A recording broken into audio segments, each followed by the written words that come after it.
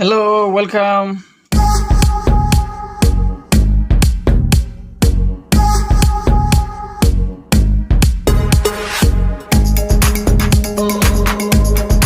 सानदेखौ लाना नोंथांमोनजों फंनैसो बाथ्रा आरो नोंथांमोननो मोनसे गोदान टपिक लाना फैदों।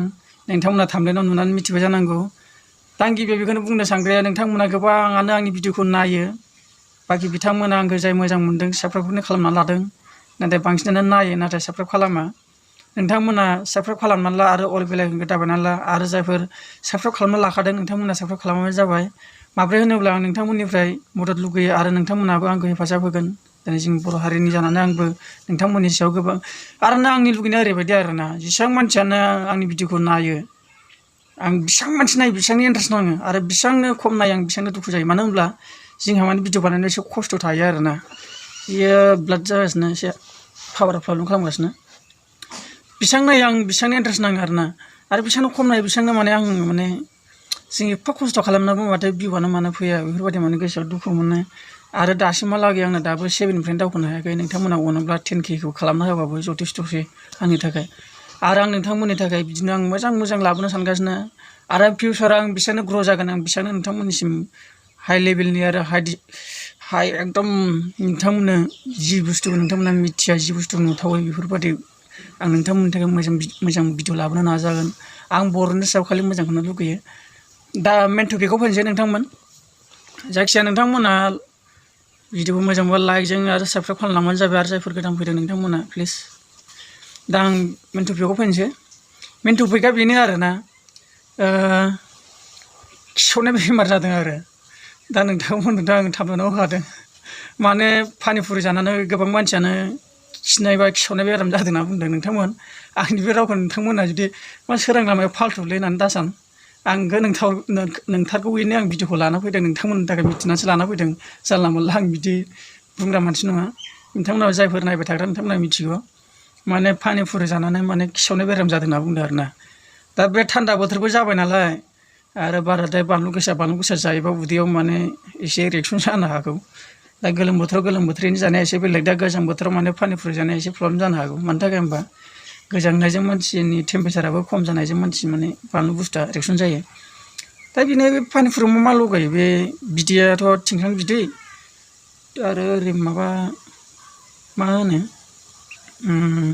दुन्दिया गुलमरिसफोरबो होयो नामाथाय जायफोर नोंथांमोना आंथ' खेमसेल' जादों ओजों बाहेरायाव थाब्लासो खेमसेल' जानाय। आं बारा मोजां मोना बिदिखौ पानिपुरिखौ जानो।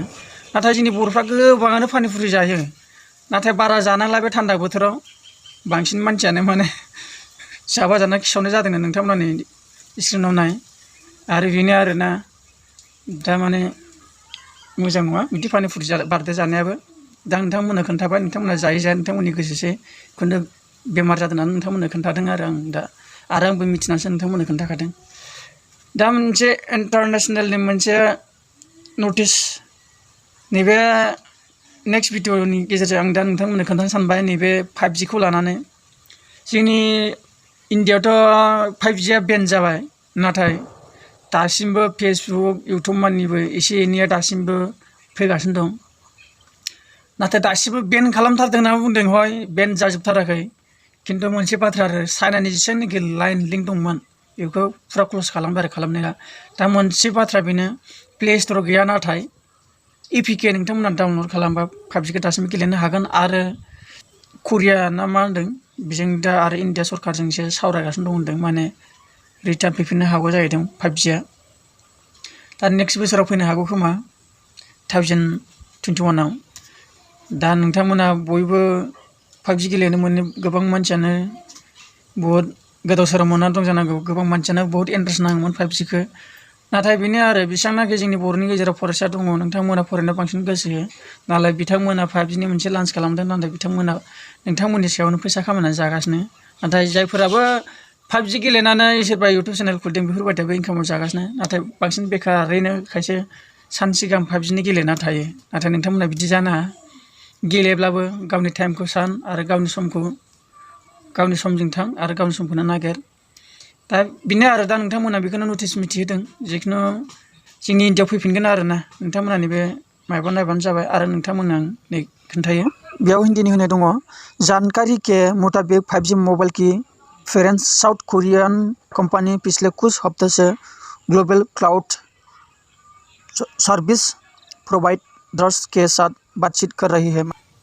जायखिजाया बेनोमोन आरो नोंथांमोननि गेजेराव नोंथांमोनखौ मिथिनो लाना फैनाया। दा नोंथांमोना मा सानखो, हसा सानखो ना मिसा सानखो नोंथांमोननि गेजेरावसो मिथिसिगोन। जेब्ला फैफिनगोन अब्ला नोंथांमोना आंनि बे भिडिअखौ हसा बुंदों होननानै नोंथांमोना लाइकखौ होबानो जाबाय। दा लाइक होआबाबो। दा बेखिनिखौनो बुंनानै नोंथांमोननिसिम आं बिदाय लाबाय। बाय बाय।